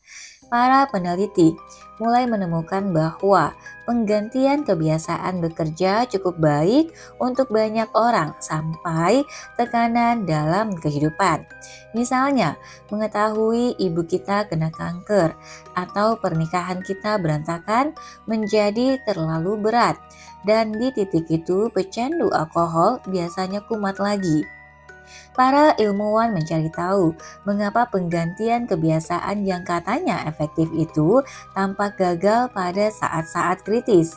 Dan sewaktu mereka menggali-gali cerita para pecandu alkohol guna menjawab pertanyaan itu, mereka menemukan bahwa penggantian kebiasaan baru menjadi perilaku baru yang tahan lama bila diiringi sesuatu yang lain. Satu kelompok peneliti di Alcohol Research Group di California, misalnya, menyadari satu pola dalam wawancara-wawancaranya. Berkali-kali para pecandu alkohol mengatakan hal yang sama, mengidentifikasi tanda, dan memilih rutinitas baru memang penting. Namun, tanpa satu bahan lain, kebiasaan-kebiasaan baru itu tidak pernah tertanam sepenuhnya. Rahasianya, kata para pecandu alkohol, adalah Tuhan. Para peneliti benci penjelasan itu, Tuhan dan spiritualitas, bukan hipotesis yang bisa diuji. Gereja penuh dengan pemabuk yang terus minum meskipun beriman. Tapi dalam percakapan dengan para pecandu, spiritualitas terus-menerus muncul. Maka pada 2005, sekelompok ilmuwan, kali ini yang berafiliasi dengan UC Berkeley, Brown University dan National Institute of Health, mulai menanyai para pecandu alkohol mengenai segala macam topik agama dan spiritual. Kemudian mereka mempelajari data untuk melihat apakah korelasi antara kepercayaan agama dan seberapa lama orang-orang menjauhi minuman keras. Muncullah satu pola. Data menunjukkan bahwa pecandu alkohol yang mempraktikkan teknik-teknik penggantian kebiasaan seringkali bisa menjauhi minuman keras sampai ada peristiwa menekan dalam kehidupan mereka. Dan pada titik itu, sebagian di antara mereka mulai minum-minum lagi, tak peduli seberapa banyak rutinitas baru yang telah mereka rengkuh. Tapi, para pecandu alkohol yang percaya seperti John di Brooklyn, bahwa ada kekuatan yang lebih tinggi yang telah memasuki kehidupan mereka, berkemungkinan lebih besar melalui periode menekan itu tanpa berpaling lagi ke minum-minum. Yang penting bukan Tuhan itu sendiri, demikian yang ditemukan para peneliti. Kepercayaan itulah yang mendatangkan perbedaan. Begitu orang belajar bagaimana mempercayai sesuatu, kemampuan itu mulai menyebar ke bagian-bagian lain kehidupan mereka, sampai mereka mulai percaya bahwa mereka bisa berubah. Kepercayaan adalah bahan yang membuat lingkar kebiasaan yang digarap ulang menjadi perilaku permanen. Setahun lalu saya belum bisa mengatakan ini. Secepat itulah pemahaman kita berubah, kata Tony Gunn, si peneliti University of New Mexico. Tapi kepercayaan kelihatannya sangat penting. Kita tidak harus percaya Tuhan, namun kita perlu kemampuan untuk percaya bahwa segala sesuatu akan menjadi lebih baik. Bahkan, bila kita beri kebiasaan yang lebih baik kepada seseorang, hal itu tidak mengubah alasan utama mereka minum-minum. Pada akhirnya, mereka akan berada dalam situasi yang payah dan tidak ada rutinitas baru yang bisa membuat keadaan terasa lebih baik. Yang bisa membuat perbedaan adalah mempercayai bahwa mereka bisa mengatasi tekanan itu tanpa alkohol. Dengan menempatkan pecandu alkohol dalam pertemuan-pertemuan di mana kepercayaan adalah suatu kewajiban, di mana kepercayaan merupakan bagian tak terpisahkan kedua belah langkah. AA melatih mereka untuk mempercayai sesuatu sampai mereka mempercayai program itu dan diri mereka sendiri. AA memungkinkan orang-orang berlatih mempercayai bahwa keadaan pada akhirnya akan menjadi lebih baik sampai hal itu benar-benar terwujud. Pada suatu titik, para peserta AA mengamati sekeliling ruangan dan berpikir, kalau berhasil untuk orang itu, rasanya bisa berhasil juga untukku, kata Lian Kaskutas, seorang ilmuwan senior di Alcohol Research Group. Ada kekuatan sangat besar yang dimiliki kelompok dan berbagi pengalaman. Orang mungkin ragu terhadap kemampuannya berubah bila sendirian, namun kelompok akan meyakinkannya agar jangan sampai tidak percaya. Komunitas melahirkan kepercayaan. Sewaktu John meninggalkan pertemuan AA itu, saya menanyainya mengapa sekarang program itu bekerja setelah sebelumnya gagal. Sewaktu saya mulai datang ke pertemuan setelah kecelakaan dengan truk, seseorang meminta sukarelawan untuk membantu membereskan kursi. Ia bercerita kepada saya. Saya mengangkat tangan. Itu bukan hal besar, hanya butuh 5 menit saja. Namun saya merasa senang melakukan sesuatu yang bukan melulu tentang saya. Saya pikir itulah yang membuat saya mulai berpikir di jalur yang berbeda. Saya tadinya tidak ingin membuka diri kepada kelompok itu. Namun ketika saya kembali, saya siap mulai mempercayai sesuatu. 5. Seminggu setelah pemecatan Dungy dari Bucks, pemilik Indiana Colts meninggalkan pesan berapi-api sepanjang 15 menit di mesin penjawab dan telepon Dungy. Meskipun memiliki salah satu quarterback terbaik di NFL, Peyton Manning, Indiana Colts baru saja menyelesaikan satu musim yang buruk. Sang pemilik butuh bantuan. Ia bosan kalah, katanya. Dungy pindah ke Indianapolis dan menjadi pelatih kepala. Dungy segera mulai menerapkan rencana permainan dasar yang sama, reka ulang rutinitas Colts, dan mengajari para pemain untuk menggunakan tanda-tanda lama guna membangun kebiasaan hasil penggarapan ulang. Dalam musim pertamanya, Colts unggul 10-6 dan masuk playoff. Musim berikutnya mereka unggul 12-4 dan nyaris lolos ke Super Bowl. Kepopuleran Dungy meroket. Profilnya dimuat di koran dan televisi di seluruh negara. Penggemar datang jauh-jauh naik pesawat agar bisa mengunjungi gereja tempat Dungy beribadah. Putra-putranya menjadi tamu tetap di ruang ganti Colts dan di tepi lapangan. Pada 2005, Jamie, putra tertuanya, lulus dari SMA dan masuk ke college di Florida. College kali maksudnya ini ya. Tapi meskipun kesuksesan Dungy menumpuk, pola-pola mengkhawatirkan yang sama muncul. Colts bakal menjalani satu musim football yang berdisiplin dan diwarnai kemenangan dan kemudian tercekik di bawah tekanan playoff. Kepercayaan adalah bagian terbesar keberhasilan dalam football profesional.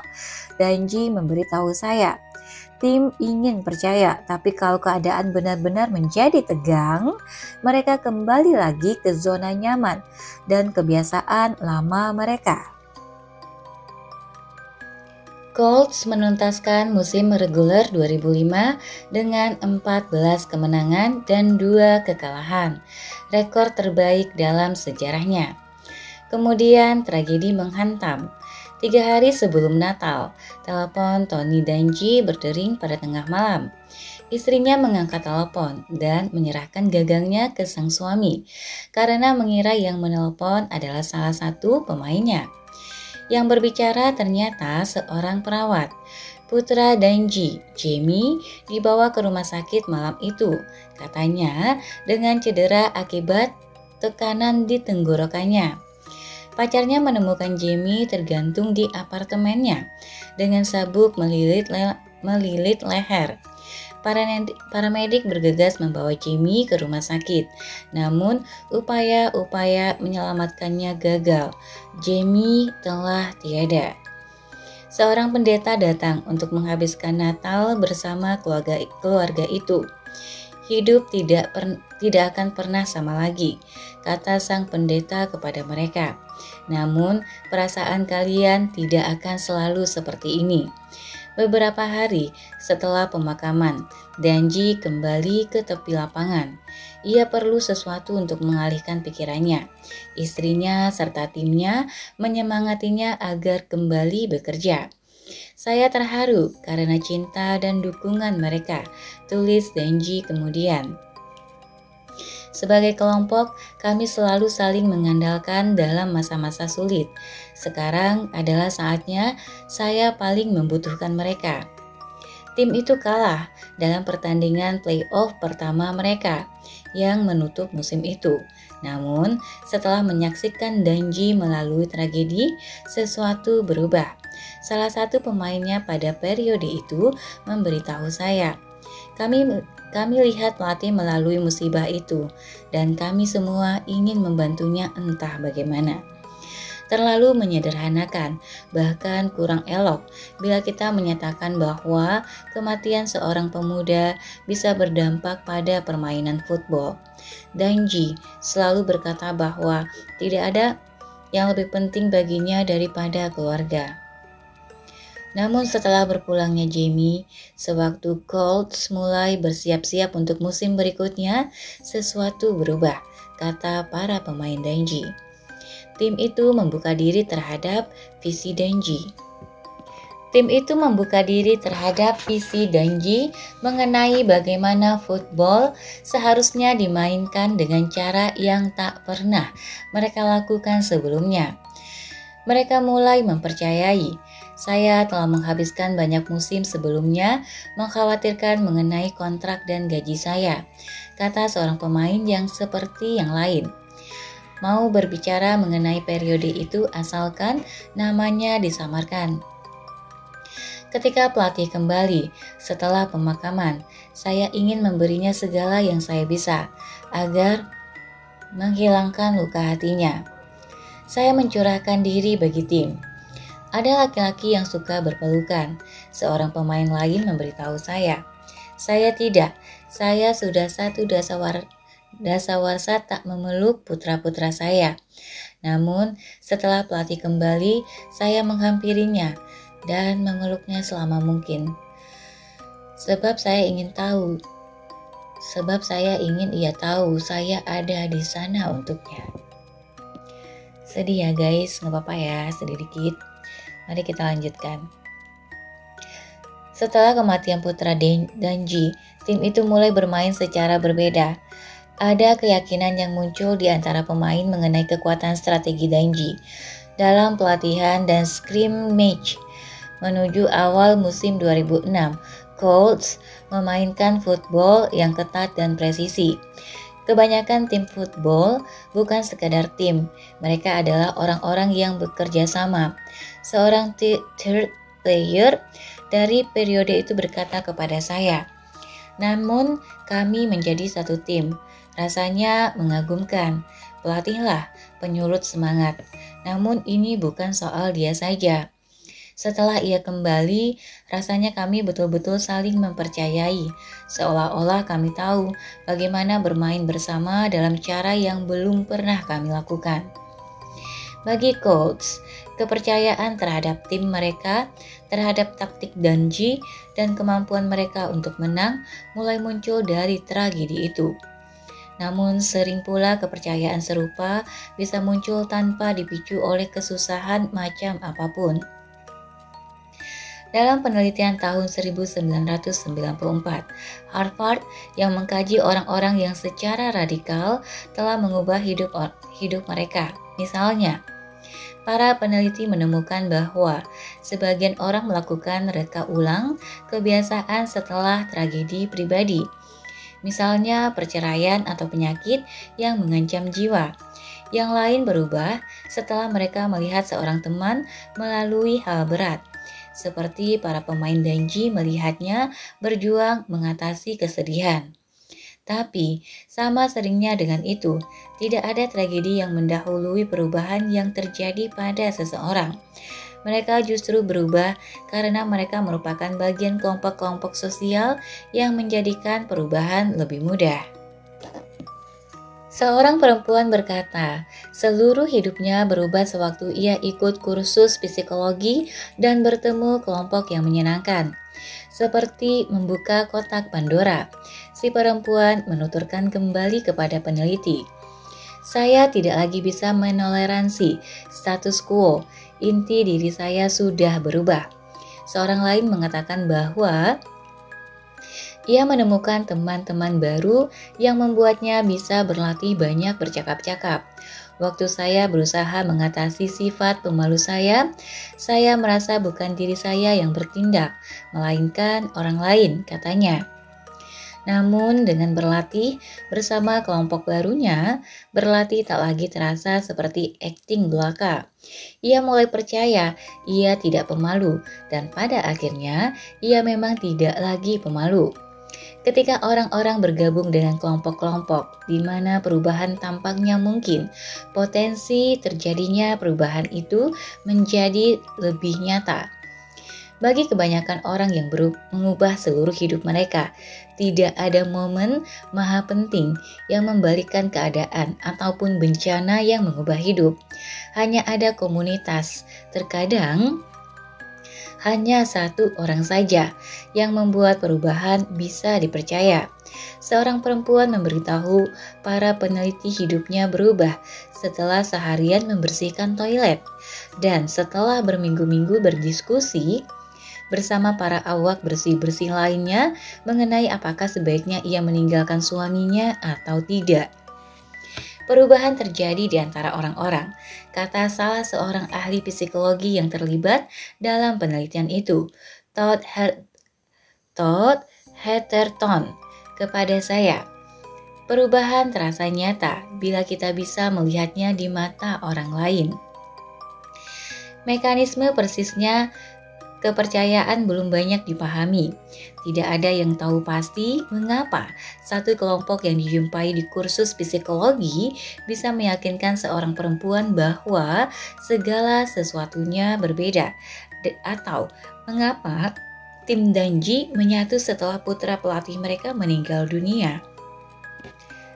Banyak orang yang mengobrol dengan teman mengenai pernikahan yang tidak bahagia, tapi tidak pernah meninggalkan pasangan mereka.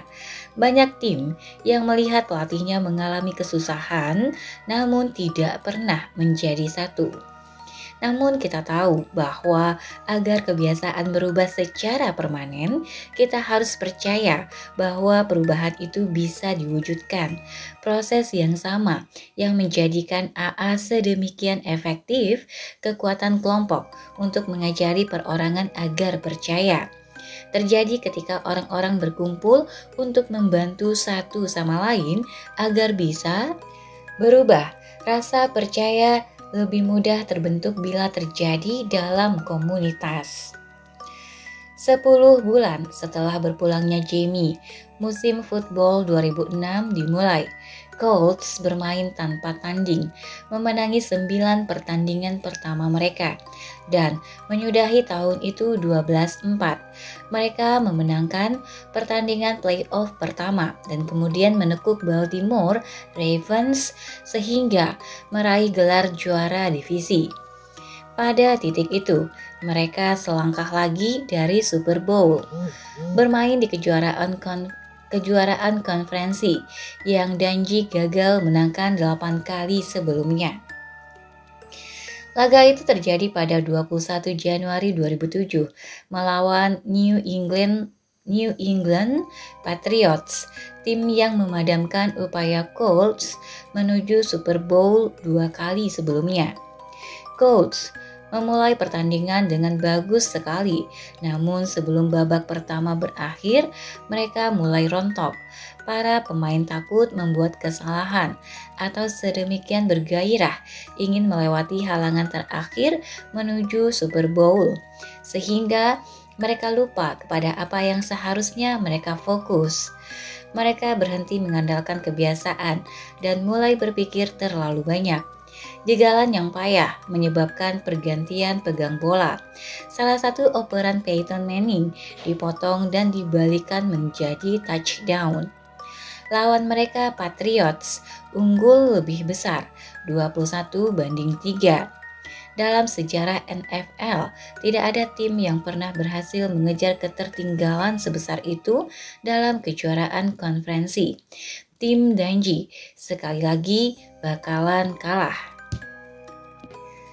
Saat turun minum, Colts berbaris ke ruang ganti dan Dungy meminta semua orang berkumpul. Bunyi bising dari stadion terdengar dari balik pintu-pintu yang tertutup. Namun, di dalam ruang ganti semua diam. Dungy menatap para pemainnya. Mereka harus percaya, ia berkata. Kita mengatasi situasi yang sama, melawan tim yang sama pada 2003. Dungy berucap kepada mereka, dalam pertandingan itu, mereka tinggal 1 yard jaraknya dari kemenangan.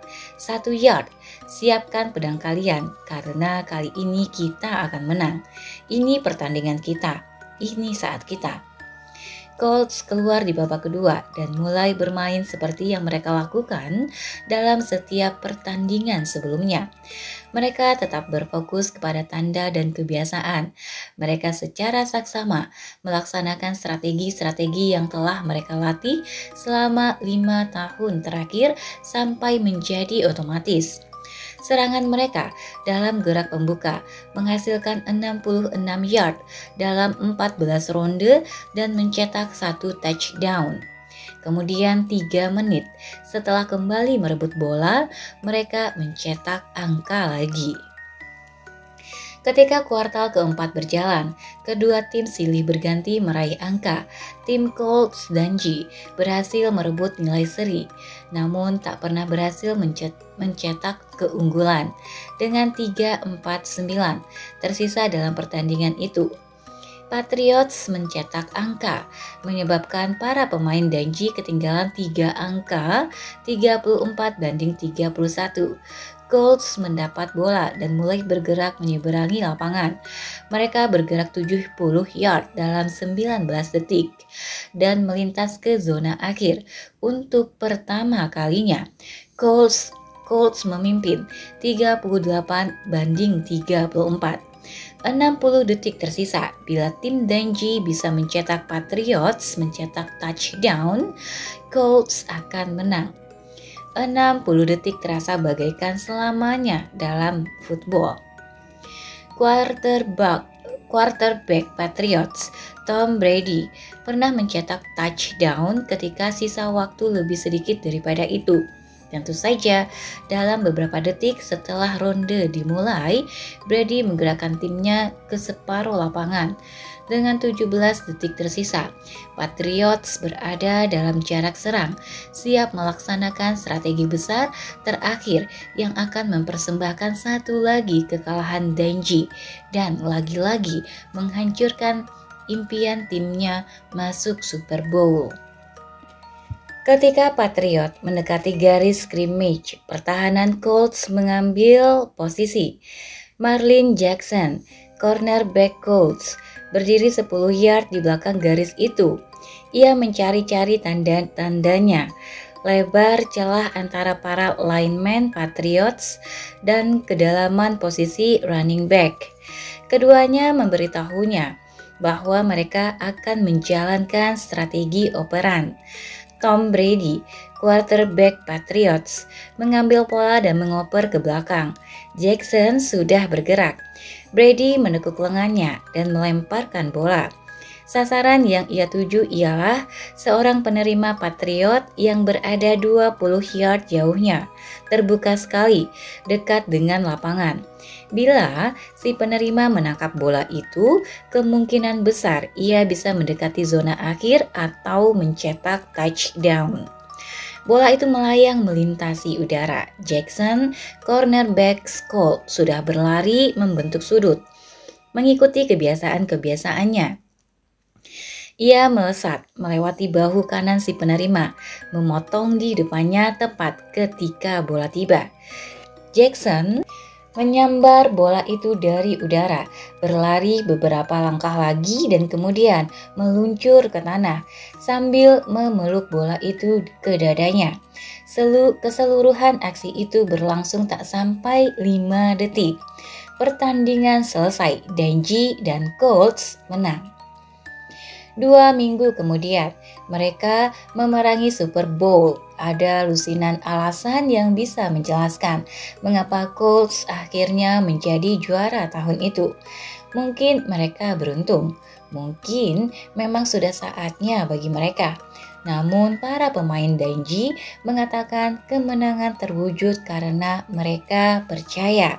Dan karena kepercayaan membuat segala sesuatu yang telah mereka pelajari, segala rutinitas yang mereka latih sampai-sampai menjadi otomatis tidak terlupakan, bahkan pada saat-saat paling menekan. Kami bangga bisa memenangi kejuaraan ini bagi pemimpin kami, pelatih Danji. Peyton Manning berkata kepada khalayak ramai sesudahnya sambil memeluk piala Lombardi. Danji menoleh ke istrinya. "Kita berhasil," ia berkata. Bagaimana kebiasaan berubah? Sayangnya, tidak ada serangkaian langkah spesifik yang dijamin bisa berhasil untuk setiap orang. Kita tahu kebiasaan tidak bisa dilenyapkan, melainkan harus digantikan. Dan kita tahu bahwa kebiasaan paling mudah diubah ketika aturan emas perubahan kebiasaan diterapkan. Bila kita mempertahankan tanda yang sama dan ganjaran yang sama, rutinitas baru bisa disisipkan. Ini pas banget nih sama teori Atomic Habits, kamu benar-benar harus cek bukunya. Nanti di sana dijelaskan lebih lengkap lagi dan bisa langsung kamu praktekkan langkah demi langkahnya. Tapi itu tidak cukup, lanjut ke bukunya ya. Bila kita mempertahankan tanda yang sama dan ganjaran yang sama, rutinitas baru bisa disisipkan. Tapi itu tidak cukup. Agar suatu kebiasaan hasil perubahan bertahan, orang harus percaya bahwa perubahan itu mungkin, dan kepercayaan paling sering muncul dengan bantuan kelompok. Bila Anda ingin berhenti merokok, carilah rutinitas berbeda yang akan memuaskan rasa mengidam yang dipenuhi oleh rokok. Kemudian, carilah kelompok pendukung, sekumpulan mantan perokok lain, atau komunitas yang akan membantu Anda percaya bahwa Anda bisa menjauhi nikotin, dan minta tolong kelompok itu ketika Anda merasa goyah. Bila Anda ingin menurunkan berat badan, pelajari kebiasaan-kebiasaan Anda untuk memutuskan mengapa Anda betul-betul meninggalkan meja kerja untuk makan cemilan setiap hari. Dan kemudian carilah seseorang untuk berjalan-jalan dengan Anda, untuk bergosip di meja kerja daripada di kantin. Yang bergosip gak usah ya, cari yang lain aja. Kelompok yang bersama-sama mengukur penurunan berat badan atau orang yang menyimpan cemilan apel bukan keripik. Buktinya jelas, bila Anda ingin mengubah kebiasaan, Anda harus mencari rutinitas alternatif dan kemudian Anda berhasil naik drastis bila Anda berkomitmen untuk berubah sebagai bagian suatu kelompok. Kepercayaan adalah hal teramat penting dan kepercayaan tumbuh dari pengalaman bersama, bahkan meskipun komunitas itu hanya terdiri atas 2 orang. Kita tahu perubahan bisa terjadi, pecandu alkohol bisa berhenti minum-minum, perokok bisa berhenti merokok, pecundang menahun bisa menjadi juara. Anda bisa berhenti menggigiti kuku atau makan cemilan saat kerja, meneriaki anak-anak Anda, begadang semalaman, atau mengkhawatirkan hal-hal kecil. Dan seperti yang telah ditemukan para ilmuwan, tidak hanya kehidupan perorangan yang bisa berubah bila kebiasaan diperbaiki. Perusahaan, organisasi, dan masyarakat juga bisa berubah seperti yang dijelaskan bab-bab berikut ini. Oke teman-teman, sampai di sini untuk bab 3-nya. Nanti kita akan lanjut ke bagian 2, kebiasaan organisasi orang sukses. Sampai di sini untuk bagian 1 bab ketiga. Sampai jumpa lagi dan semoga buku yang dibacakan bermanfaat. Terima kasih atas waktunya. Assalamualaikum warahmatullahi wabarakatuh.